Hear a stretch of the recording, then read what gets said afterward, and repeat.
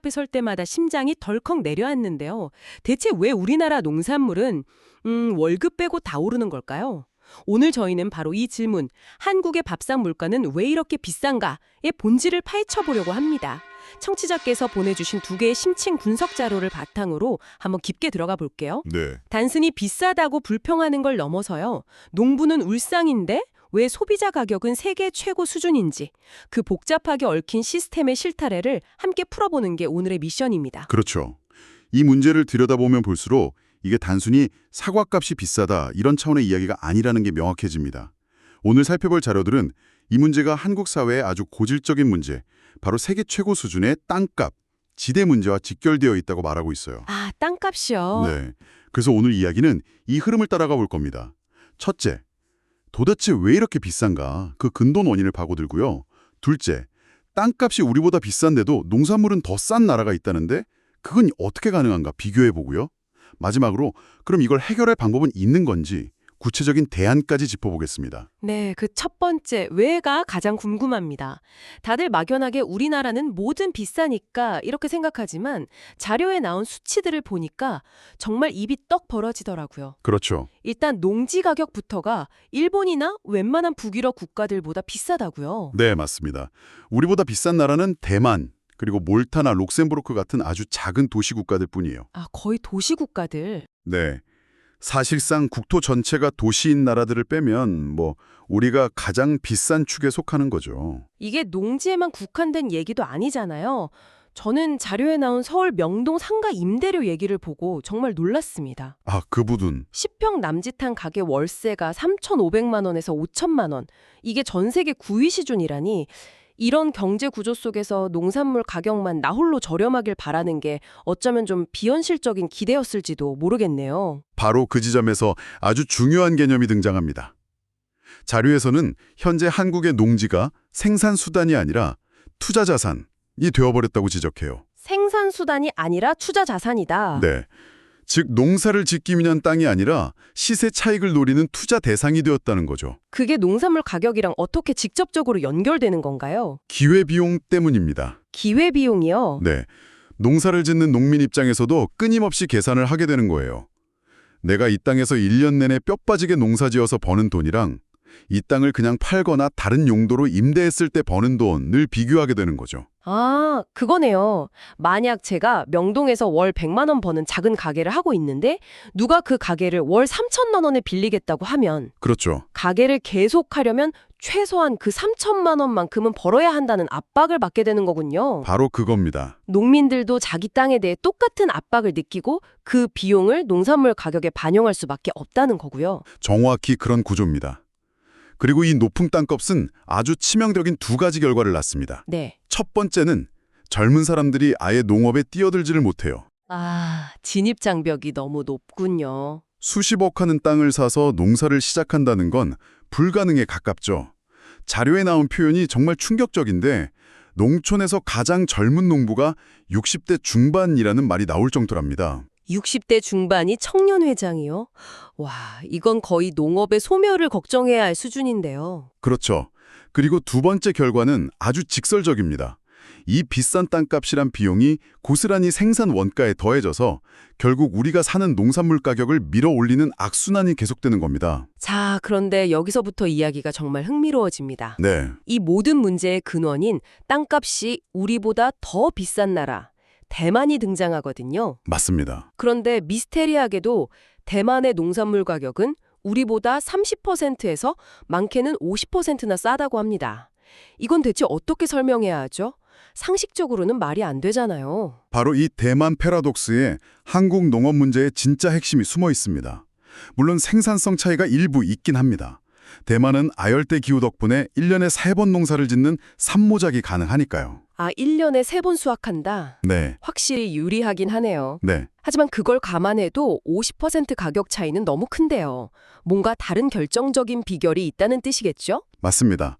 진짜 차이는 땅이 아니라 시스템에 있었습니다. 시스템이요. 첫째, 대만 정부는 37.5% 감조리라는 법으로 농지 임대료 상한선을 아예 못 박아뒀습니다. 임대료 상한선이요? 네, 땅 주인이 마음대로 임대료를 올려서 농민을 쥐어짤 수 없게 국가가 직접 개입하는 거죠. 와, 그건 굉장히 강력한 조치네요. 그리고 더 중요한 건 유통구조입니다. 유통? 대만의 수도 타이베이에 농산물 운송공사라는 곳이 있는데 여기가 우리로 치면 가락시장 같은 곳이에요. 네. 그런데 결정적인 차이는 이곳을 정부와 대만 농협이 함께 운영하는 공익법인이라는 점입니다. 이들의 최우선 목표는 이윤 추구가 아니라 농산물 가격 안정이에요. 공익을 우선한다. 그게 구체적으로 어떤 차이를 만들어내나요? 모든 게 다릅니다. 일단 수수료부터가 달라요. 수수료요? 우리나라 공판장 수수료가 평균 7% 정도인데 대만은 3에서 4% 수준입니다. 거의 절반이죠? 와, 절반이나요? 근데 더 중요한 건 그 안에 포함된 내용이에요. 내용이요? 네. 우리는 농민들이 7%의 경매 수수료를 내고도요, 농산물을 차에서 내리는 하역비 같은 온갖 부대 비용을 또 따로 내야 합니다. 아, 추가 비용이 또 있는 거예요? 네. 하지만 대만은 그 모든 비용이 3에서 4% 수수료에 전부 포함되어 있어요. 와, 그러니 농민이 최종적으로 부담하는 비용 격차는 수치보다 훨씬 더 벌어지는 겁니다. 아니, 그건 정말 불합리하네요. 농민 입장에서는 이중으로 돈을 내는 기분이겠어요. 그렇죠. 그런데 이런 구조가 왜 유지되는 거죠? 운영 주체를 보면 답이 나옵니다. 대만은 정부와 농협이 직접 하는데 우리나라 가락시장의 거대 도매법인들은 누가 소유하고 있는지 아세요? 누군가요? 농업과 전혀 상관없는 건설사나 금융사 같은 대기업들입니다. 네. 건설사가요? 네, 그들에게 농산물 유통은 농민과 소비자를 위한 일이 아니라 모기업의 이익을 극대화하기 위한 사업일 뿐인 거죠. 잠깐만요. 그럼 우리가 내는 비싼 농산물 값의 상당 부분이 농민이 아니라 유통을 장악한 대기업 주머니로 들어가고 있다는 얘기네요? 그렇게 볼 수 있는 여지가 충분하죠. 그리고 이 얘기를 하다 보니 농협의 역할에 대해 질문하지 않을 수가 없는데요? 그렇죠. 농협이야말로 이 문제의 가장 아픈 손가락입니다. 자료를 보면 한국 농협은 대만 농협보다 규모가 6, 7배나 큰 공룡 조직입니다. 6, 7배나. 하지만 매출 구조를 뜯어보면 기가 막힙니다. 수익의 대부분이 농산물 유통이 아니라 은행, 보험 같은 금융업과 수수료 장사에서 나와요. 아, 자료에서는 돈 장사에만 혈안이 되어 있다는 신랄한 표현까지 씁니다. 농민을 위한 협동조합이 아니라 사실상 거대한 금융 지주회사가 된 거군요. 반면 대만 농협은 철저하게 농산물 판매와 유통이라는 본업에서 수익을 냅니다. 이 본질적인 차이가 농민에게 돌아가는 몫을 결정하는 거죠. 한국 농협이 과연 누구를 위해 존재하는지 근본적인 질문을 던질 수밖에 없는 대목입니다. 정말 총체적 난국이라는 말이 딱 맞네요. 비싼 땅값에서 시작해서 불투명한 유통구조, 제 역할을 못하는 농협까지. 그런데 흥미롭게도 이 문제의 실마리를 아주 먼 과거에서 찾을 수 있다는 분석이 나옵니다. 네, 2차 대전 직후 한국, 일본, 대만 세 나라가 모두 성공적인 농지개혁을 이뤘다는 공통점이 있다고요. 네. 당시 미군정 소속이었던 울프 라데진스키라는 전설적인 전문가가 설계한 개혁이었습니다. 핵심은 경자유전, 즉 밭 가는 자에게 땅을 주자는 원칙이었어요. 아, 경자유전? 네. 소수 지주가 독점하던 땅을 실제 농민에게 나눠주면서 단단한 중산층이 형성됐고 이게 세 나라 모두 폭발적인 경제 성장을 이루는 밑거름이 됐다고 자료는 평가합니다. 정말 역설적이네요.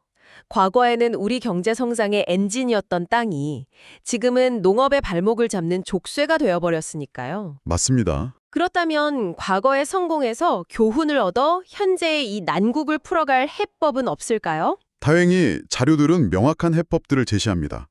핵심 키워드는 두 가지. 유통 다이어트와 농지의 공공성 강화입니다. 유통 다이어트와 농지의 공공성. 네.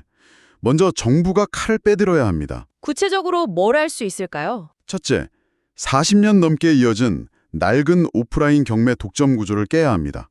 온라인 도매 시장을 활성화하는 거죠. 온라인 도매 시장이요? 그게 기존 방식이랑 어떻게 다른 건가요? 지금은 모든 농산물이 일단 가락시장 같은 거대 도매 시장으로 무조건 집결했다가 다시 전국으로 흩어지잖아요. 네, 그렇죠. 엄청난 물류비와 시간이 낭비되죠.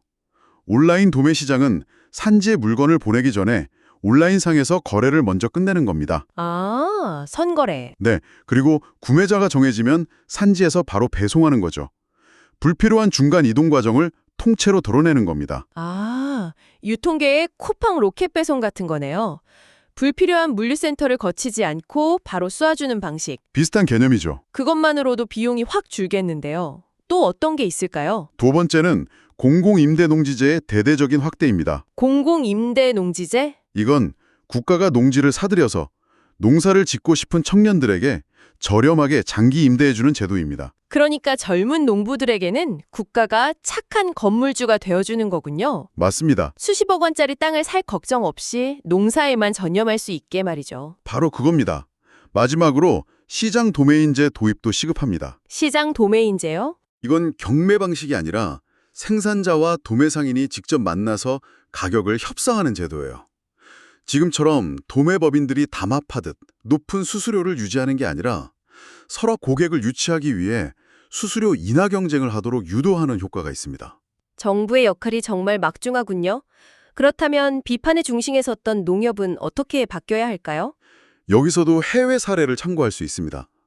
첫째, 일본 농협 JA처럼 되어야 합니다. 일본 농협이요? 일본 농협은 농산물 수거, 선별, 포장, 물류까지 농사외의 모든 굳은 일을 도맡아 해줍니다. 농민은 정말 씨 뿌리고 거두는 일에만 집중할 수 있게 완벽한 지원 시스템을 갖춘 거죠. 그리고 돈 장사 문제는 어떻게 해결해야 할까요? 그건 대만 농협 모델을 따라가야 합니다. 금융 부문에서 벌어들인 수익의 일정 비율을 반드시 농업 분야에 재투자하도록 법으로 강제하는 겁니다. 아, 의무적으로요? 네. 은행 노리고 번 돈을 다시 농민에게 돌려주도록 의무를 지우는 거죠. 듣고 보니 정부와 농협이 마음만 먹으면 할 수 있는 일이 정말 많네요. 그럼 우리 같은 소비자나 생산자인 농민들은 뭘 할 수 있을까요? 물론입니다. 자료는 농민들이 더 이상 낱개로 흩어져 있으면 안 된다고 강조해요. 사과농가, 배추농가처럼 품목별로 힘을 합쳐 연합체를 만들어서 대형마트 같은 유통사와 동등한 위치에서 가격 협상을 할 수 있는 교섭력을 키워야 한다고 말합니다. 아, 뭉쳐야 힘이 생긴다. 그렇죠. 그리고 소비자의 역할도 아주 중요합니다. 산지와 소비자를 직접 잇는 직거래, D2C 플랫폼을 의식적으로 지지하고 이용해 주는 거죠. 더 나아가서는 내가 내는 돈이 어떤 과정을 거쳐 누구에게 얼마나 가는지 유통 마진율을 투명하게 공개하라고 정부에 끊임없이 요구해야 합니다. 정리가 되네요. 결국 한국의 비싼 밥상은 어느 한 사람의 잘못이 아니었습니다. 부동산 투기장처럼 변해버린 땅, 40년 된 낡은 유통 시스템, 그리고 본분을 잃어버린 거대 조직, 농협, 이 모든 것이 합쳐져 만들어낸 구조적인 문제였군요. 맞습니다. 그래서 단기적으로는 온라인 직거래 같은 유통 다이어트로 급한 불을 끄면서 농민 수치 가격을 높여주고 장기적으로는 농지 소유에 대한 우리 사회의 패러다임 자체를 바꿔야 합니다. 패러다임의 전환? 네, 농지는 더 이상 개인의 재산 증식 수단이 아니라 식량 안보를 책임지는 공공재라는 인식의 대전환이 필요해요. 그래야만 네덜란드처럼 좁은 땅의 한계를 기술로 극복하는 고부가 가치 농업으로 나아갈 수 있다는 게 오늘 자료들의 최종 결론입니다. 오늘 우리는 정부, 농협, 농민이 해야 할 일들을 쭉 살펴봤습니다. 그렇다면 마지막으로 이 질문을 당신께 드리고 싶네요. 매일 식탁에 오를 음식을 선택하는 소비자인 우리는 이 거대한 구조 속에서 어떤 역할을 할 수 있을까요? 우리가 조금 번거롭더라도 산지 직거래 앱을 한 번 더 켜보고 내가 내는 돈이 어떻게 쓰이는지 투명하게 보여달라고 목소리를 낸다면 그것이야말로 이 낡은 시스템을 아래에서부터 흔드는 가장 강력하고 조용한 혁명이 되지 않을까요?